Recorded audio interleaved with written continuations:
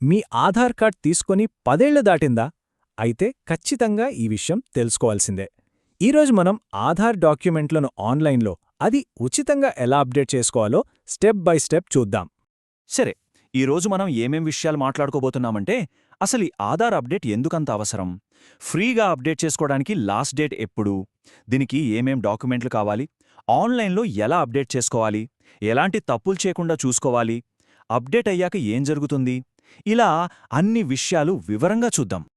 Okay, ముందుగా మనం మొదటి పాయింట్తో మొదలుపెడదాం. అసలు ఈ అప్డేట్ ఎందుకంత ముఖ్యం? ఈ 10 ఏళ్ల రూల్ ఏంటి? దాని గురించి కొంచెం వివరంగా తెలుసుకుందాం. ఒకవేళ ఆధార్ కార్డ్ తీసుకొని 10 సంవత్సరాలు దాటి ఉంటే, ఇప్పటికీ వివరాలన్నీ కరెక్ట్గా ఉన్నాయో లేదో నిర్ధారించుకోవడానికి సపోర్టింగ్ డాక్యుమెంట్లను అప్డేట్ చేయడం యుఐడిఐ కంపల్సరీ చేసిందనమాట. ఇదొక విషయం గుర్తుపెట్టుకోండి, ఇది ఏదో నామమాత్రంగా చేసే పని కాదు. మన బ్యాంకింగ్ పనులకు, గవర్నమెంట్ స్కీమ్లకు, ఇంకా చాలా ముఖ్యమైన సేవలకు ఆధార్ యాక్టివ్గా ఉండాలంటే ఈ రీకేవైసీ ప్రాసెస్ చాలా అవసరం. సరే, ఇప్పుడు ఈ ప్రాసెస్లో చాలా ఇంపార్టెంట్ విషయం అదేంటంటే ఫ్రీ సర్వీస్కి ఉన్న లాస్ట్ డేట్. ఇది అస్సలు మిస్ కావద్దు. ఈ తేదీని జాగ్రత్తగా నోట్ చేసుకోండి. జూన్ 14, 2024. ఈ తేదీలోపు గనక ఈ ప్రాసెస్ పూర్తి చేస్తే సర్వీస్ పూర్తిగా ఉచితం. ఒక్క రూపాయి కూడా ఖర్చులేదు. ఇక్కడ విషయం చాలా సింపుల్ అండ్ క్లియర్. ఇప్పుడు అంటే డెడ్లైన్ లోపు చేసుకుంటే ఫ్రీ. ఆ తర్వాత చెయ్యాలనుకుంటే మాత్రం సుమారు 50 రూపాయల వరకు ఛార్జ్ పడుతుంది. రైట్. మరి ఈ అప్డేట్ పూర్తి చేయాలంటే మనకు ఏమేం డాక్యుమెంట్లు కావాలో ఇప్పుడు చూద్దాం. చూడండి, దీనికి పెద్దగా డాక్యుమెంట్లు కూడా అక్కర్లేదు. కేవలం రెండు కావాలి. ఒకటి ప్రూఫ్ ఆఫ్ ఐడెంటిటీ, అంటే గుర్తింపు రుజువు. 2 ప్రూఫ్ ఆఫ్ అడ్రస్, అంటే మన చిరునామా రుజువు.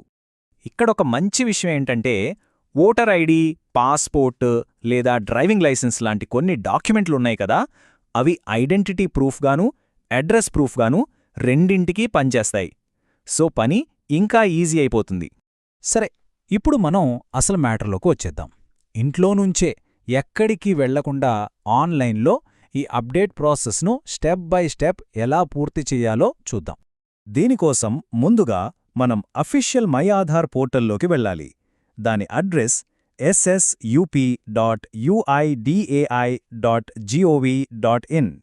దీన్నే SSUP పోర్టల్ అని కూడా అంటారు. లాగిన్ అవ్వడం చాలా సింపుల్, ఒక 3 స్టెప్స్లో అయిపోతుంది.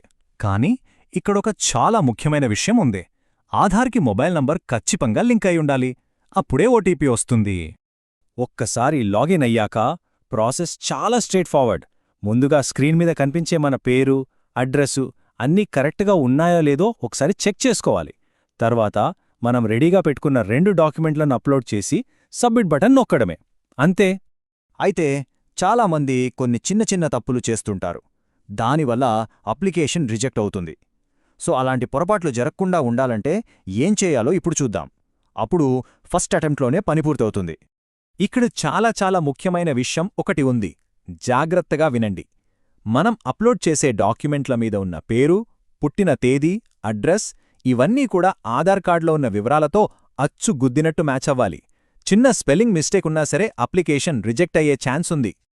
అలాగే డాక్యుమెంట్లు అప్లోడ్ చేసేటప్పుడు ఈ టెక్నికల్ పాయింట్స్ కూడా గుర్తుంచుకోండి. ఇవి కూడా చాలా ముఖ్యం. సరే, అంతా అయిపోయింది. Submit button నొక్కేశాం.